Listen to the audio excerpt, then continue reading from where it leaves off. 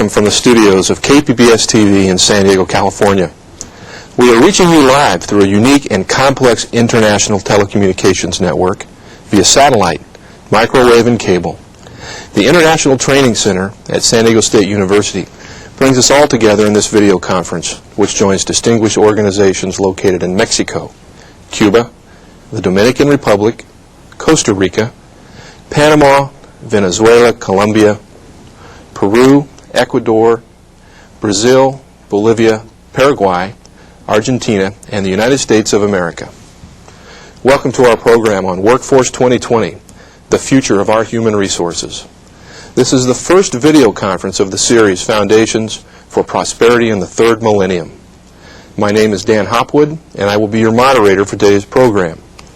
I'm a vice president with the International Insurance Brokerage and Management Consulting firm of J&H Marsh & McLennan, concentrating in the areas of integrated risk management and contingency planning. Today's video conference is composed of 2 presentation modules and 2 question and answer sessions, and we look forward to your live participation.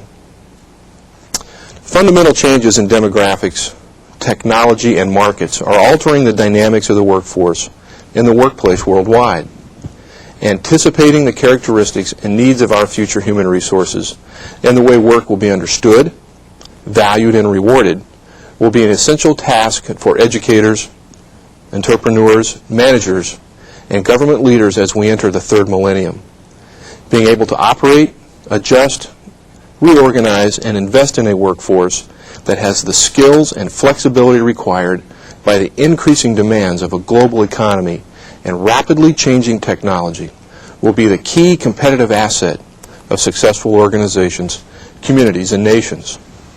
One of the most popular and influential books on the future workforce was published in 1987 by the well-known Hudson Institute, entitled Workforce 2000. Its messages and projected scenarios have been widely recognized in education, business, and government around the world. This unique video conference will present an overview of the findings published by this book and by other more recent studies on the subject. It will propose a vision of the workplace in the year 2020, focusing on the evolution of the concept from labor, of which the primary goal is to earn income, to labor which gives meaning and value to our lives. Organizations structured so as to maximize human talent in the latter context will be ideally positioned for success in monetary terms and overall benefits to society. Some of this new positioning will result from a better understanding of worker types and how best to situate them in an organization. A new philosophy towards growth and wealth will also be proposed as a drive that must be implanted at all levels in our organizations. We have with us today 3 experts on this very interesting topic. First, Dr. Richard Judy, principal author of the book Workforce 2020, will address us from the Hudson Institute in Indianapolis, Indiana. Dr. Judy is director of the Center for Workforce Development and serves as president of Hudson Analytics, where he directs projects to assist organizations in the design and implementation of their long-term development strategies. Before joining the Hudson Institute in 1986, Dr. Judy was professor of economics and computer science at the University of Toronto. He also founded and served as the CEO of Systems Research Group, Inc. and Beef Genetics Research, Inc. He consults extensively to business and government entities. Dr. Judy received his PhD from Harvard University and was an exchange scholar at the University of Moscow. His writings have appeared in the Wall Street Journal, the National Review, International Executive, and others. He speaks Russian and frequently appears as a commentator on local and national television and radio programs. After Dr. Judy's presentation, his associate, Mr. Antonio Avalos, who is with us today in San Diego, will conclude the day's remarks on the future of the global workforce. Mr. Avalos is also an associate of the Hudson Institute. He holds a master's degree in science from Oklahoma State University, where he is currently a doctoral candidate. He is a research specialist on the topic of workforce and global trends and collaborates with Dr. Judy. Our third speaker today is Mr. Charles Brass. Mr. Brass is the chairman of the Future of Work Foundation, located in Melbourne, Australia. He's had a number of careers in his adult life, beginning his working life by creating a successful small business, moving into teaching, and then enjoying 15 years in the corporate human resources world, the last 8 as director of a prominent German-based multinational. Along with this work experience, Mr. Brass has many academic qualifications, beginning with an honors science degree and including various educational qualifications, as well as an MBA. The mission of the Future of Work Foundation is to engage all Australians in creating a better future for work, a challenge that Mr. Brass has embraced for the past 4 years. Mr. Brass has spoken with audiences all around Australia and across the world, and says he enjoys working with people who, like him, are struggling to put the profound changes which have taken place in the world of work into some perspective for themselves. Welcome, gentlemen, and good morning. Let us begin with an icebreaker question. Many workers are faced with the reality that they're in a group which is aging, and that group is growing larger every year. This dynamic presents many interesting complexities, which you're going to be highlighting in your presentations today. And I have a two-part question, if I may. First, how can this group best be utilized to assist organizations in meeting their strategic demands over the next 20 years? And secondly, does the strategic use of the aging component of the workforce provide them employment protection? I'd like to start with the first half of that question and go to Dr. Judy in Indianapolis. And Dr. Judy, if you could address that first part, we'd appreciate that. Well, to begin, I'd say we need to be clear about the nature of the older worker in the workplace. It differs greatly from country to country. Some countries in our listening audience have very young labor forces and do not face the prospect of large numbers of older workers entering the workforce anytime in the early part of the next century. Other parts of the world, particularly the developed countries, the United States, for example, Japan, Western Europe, face this problem very acutely and will be forced to rely increasingly on older workers and their participation in the workforce, because the younger cohorts simply are not there in numbers. It's simply a matter of demography. So if I could address then those nations that will have the problem, then I would say that the companies and the communities themselves must assess their workforce requirements and determine what role the older workforce can play there in meeting those requirements.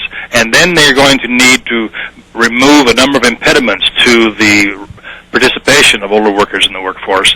Sometimes these are impediments imposed by taxation and regulatory structure. Sometimes they're ones of attitude.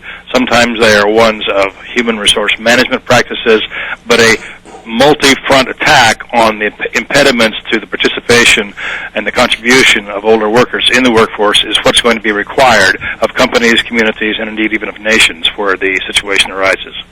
Thank you, Dr. Judy. Appreciate that input. And Mr. Avalos, do you have a brief comment to follow up? Yes. Well, I think it's clear that the labor market will increasingly demand a more skilled labor force at any age. Let me elaborate a little bit on this. Demographics is a powerful force, and because of aging, more people not working is increasing in numbers relative to the people working. So how can we sustain our quality of life, producing more with less people? The answer, I think, is productivity, and training and education are the keys to increase in productivity. But hopefully with our presentation we will make clear what we are trying to say on this message. Thank you. And I think that serves as an excellent lead-in to the second part of our question, Mr. Brass. And if you can address that, whether or not employment protection is provided, especially for populations that might be given some of that education and training. Well, certainly what has happened and what is changing is that the promise of lifetime employment, by which we used to mean to age 65, is simply not there. Organisations are looking. Fortune magazine this fortnight has an article that says you're over the hill at 40, looking at replacing people who they believe to be less flexible with people who are younger and more flexible. There is a challenge there. Part of the challenge comes through education. Another part of the challenge comes through people reconceptualising what they mean by a job and a career, and I hope to elaborate on that in what I have to say. Thank you all very much, gentlemen, for your comments. Let us begin with Module 1, in which Dr. Judy and Mr. Avalos will talk about the future of the world workforce.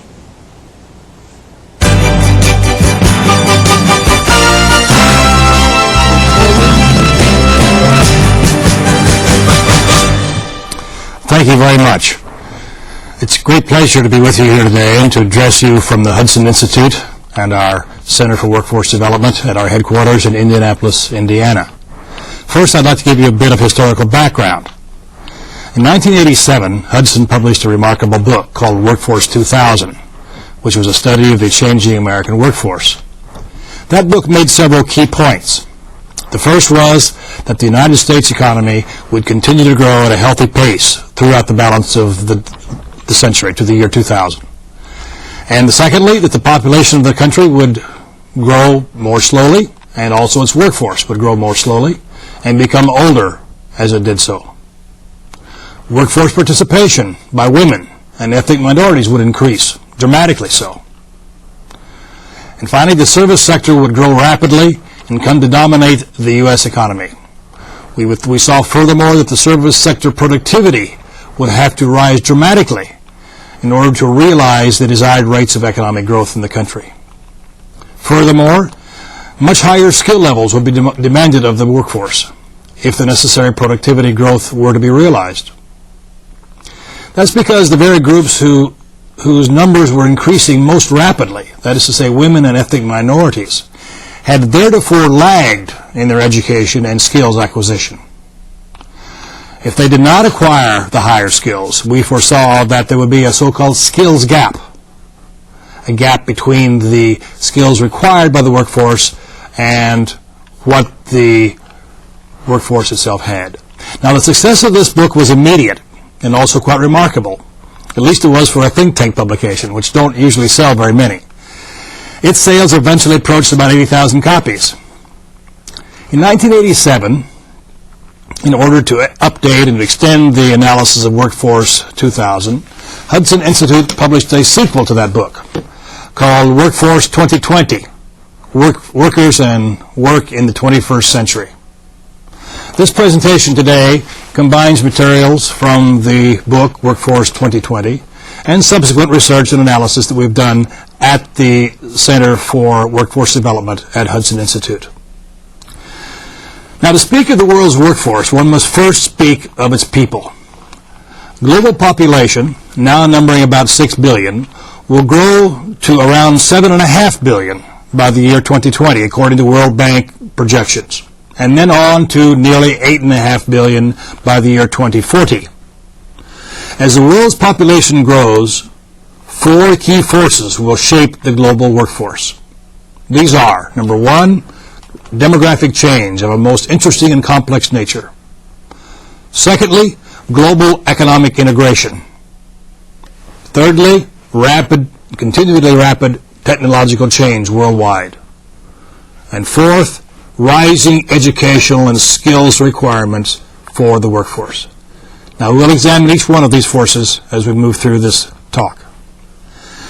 The first point to make about global population growth is that it is growing more slowly with each passing decade.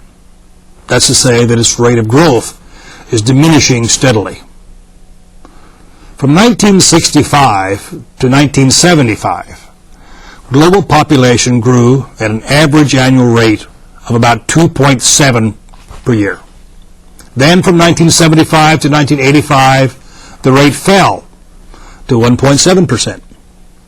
And then for the period 1985 to 1995, it dropped even more to 1.6%. But during the period 1995 to the year 2010, the World Bank projects world population to grow at a much slower rate still. The annual rate of growth falling further to 1.2%. That's a rate that's significantly lower than the 1.6 registered during the previous decade. Now, notice from this chart that the slowdown in growth and the slowdown in growth rates of population characterizes all regions of the world. Having said that, however, The chart also clearly indicates that population growth among the so-called richer nations, where population is already growing much slower than elsewhere, will decline most dramatically of all. The second noteworthy point to be made is that as it grows more slowly, the global population will also age more rapidly. During the 1990s, the global population of persons aged 65 and older has been growing at the average annual rate of nearly 3%, compared with only 0.8% for youngsters aged 0 to 14, and 1.8% for persons in their prime working ages, which we consider here to be 15 to 64. This trend will accelerate in the years ahead. Between 1995 and the year 2010, the global worker-to-elder ratio, by that I mean the ratio of those aged 15 to 64 to those 65 and above, will decline from about 9.4 to 1 to 9 to 1, and looking farther ahead, will plunge to only 4.3 to 1 by the year 2040. However, this is the average for the world as a whole. In fact, the worker-to-elder ratio develops very differently in different countries and regions of the world, as we shall see in a little while. We'll also see that these differences carry profound implications for differential workforce development in various parts of the globe. Right now, let's look at the aging global population in a slightly different way, this time with the aid of what demographers call a population pyramid. In such a pyramid, for both men and women, we see each 5-year age group's share of the total population displayed by the length of its bar. Thus, in 1995, we find global population heavily concentrated toward the bottom of the pyramid, which is to say among the youngest age groups. Remarkably, over 20% of the world's population then fell into the two bottom age groups, 0 to 4 and 5 to 9, for both sexes. But as the world ages, the pyramid rapidly changes its shape, as we see from this next slide.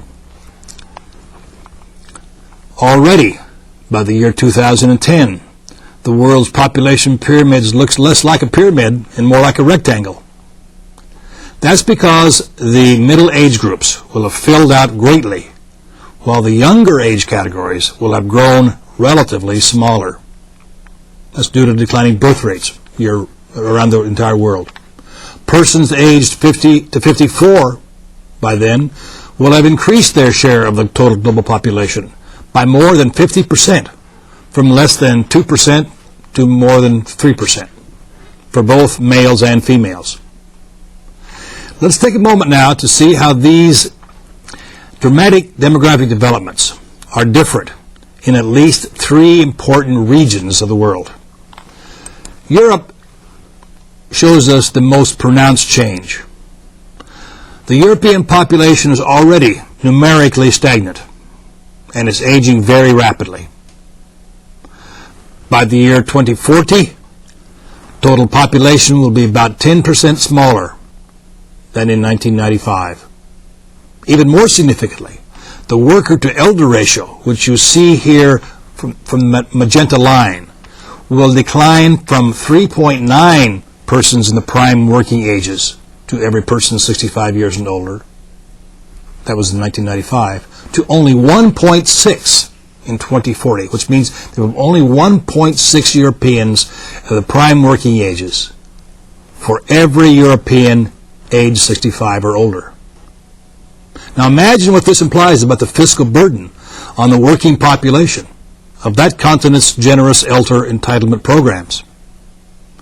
Imagine how much worker productivity must increase in order for a shrunken working population to generate the necessary means to support such a rapidly growing elder population.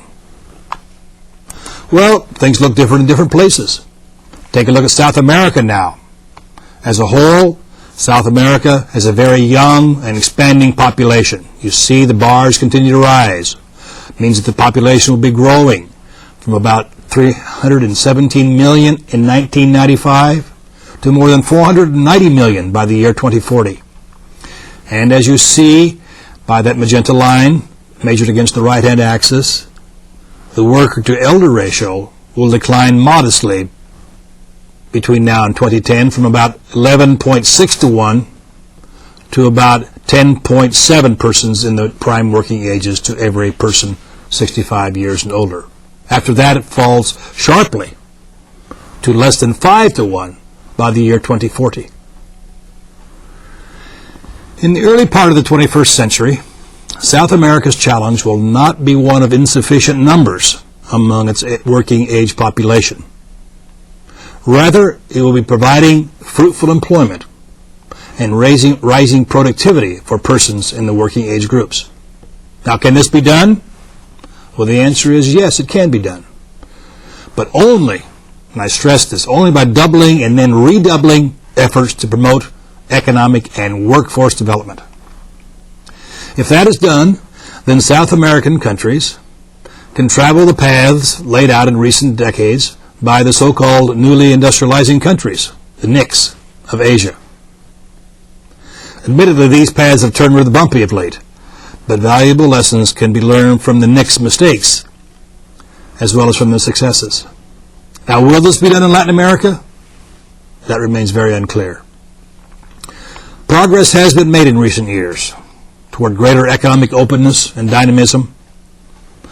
Better and more consistent macroeconomic policies will be required to sustain and to accelerate this favorable movement.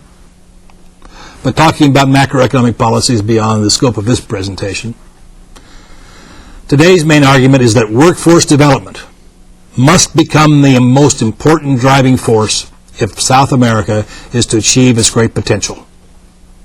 But now we're rushing ahead of ourselves here. We'll come back to that later. What's the story in North America?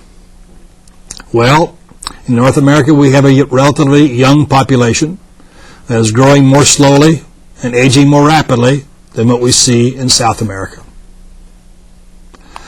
North America's population will grow from about 350 million in the late 1990s to nearly 460 million by the year 2050. Meanwhile, however, the worker-to-elder ratio that I've stressed so much everywhere will slide from about 5.1 persons in the prime working ages to 1 in the ages of 65 and above. That 5.5 will slide to only 2.6 by the year 2050. Only 2.6 persons in the prime working ages to every 1 age 65 and older. Most of this change will come about abruptly after 2010, when the first of the post-war world so-called baby boomers passes age 65. The first baby boomer will reach age 65 in the year 2011.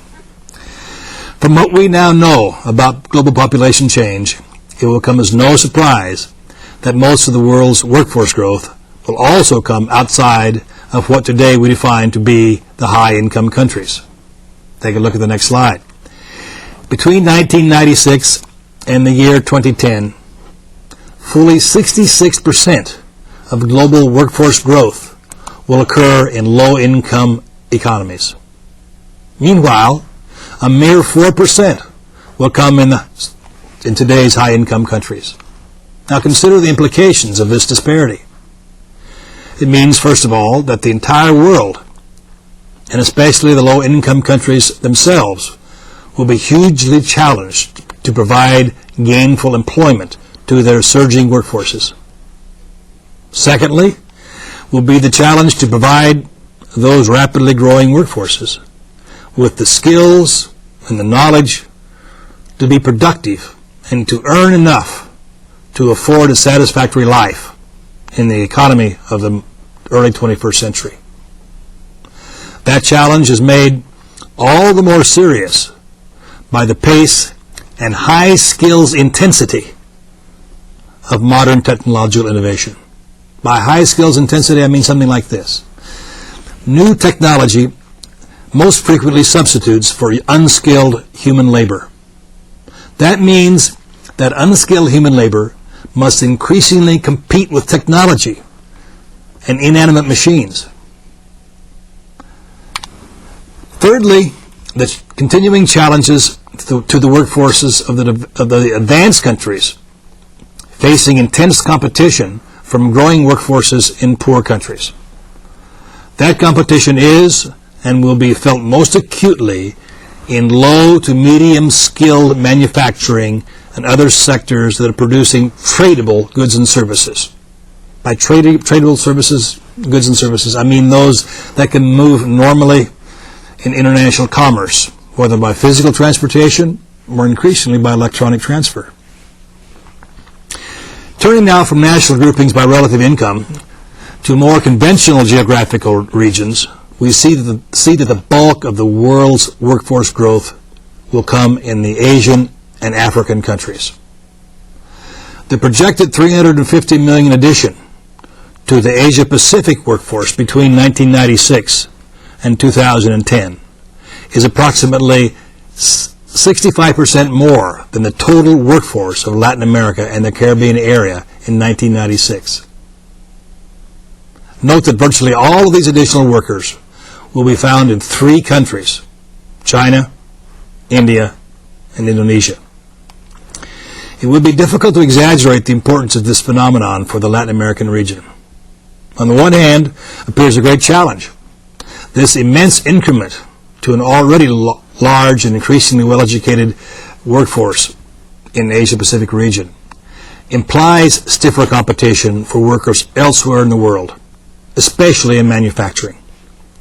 On the other hand, of course, this larger population, larger body of workers presents an opportunity. These new workers and the industries in which they will work also will be providing new and expanding markets for export-oriented industries and countries elsewhere in the world. In other words, more customers. Another noteworthy point is the growing feminization of the workforce, as you can see from the next slide. This is a process that is proceeding rapidly in most parts of the world. With technological innovation and the movement of the world's economic activities to industry and services, the importance of physical strength, what we call brawn, diminishes relative to other workforce skills and attributes, which we could call brains. As it becomes more apparent that women can perform work on an equal footing with men, the equality of the sexes in the workplace becomes a virtual inevitability. But of course, social change often lags behind what would appear to be economic inevitability. In many nations of the world, especially in the developing nations, the workplace remains a masculine domain because of tradition and culture. Still, many women are entering the workforce, even in countries where for centuries females have been relegated to home and child care. Naturally, that new trend poses new problems and challenges. Not the least of those concern education and training. Traditionally, formal school was required for only a few occupations that were open to females. Most of their skills were learned on the job. That was true of homemaking, but also it was true of traditional agriculture and even of low-skilled manufacturing. But the nature of work, together with the knowledge and skills required to do it, are changing everywhere in the world, and not least of all in developing countries. That raises the need to educate and train all the workforce, both its male and its female components. Today, fortunately, more women are attending school in nations throughout the world. Less fortunately, some nations still lag far behind in educating their people for living and work. Feminization of the workplace also alters the necessary mix of benefits and working conditions. More flexible hours are needed to juggle both work and family responsibilities. Telecommuting and family leave will become increasingly necessary as part of working arrangements for both men and women, especially those who are parents of young children. One thing is unquestionably true. Nations that fail to develop and take maximum advantage of the talents of half their population will lose competitively to other nations that do.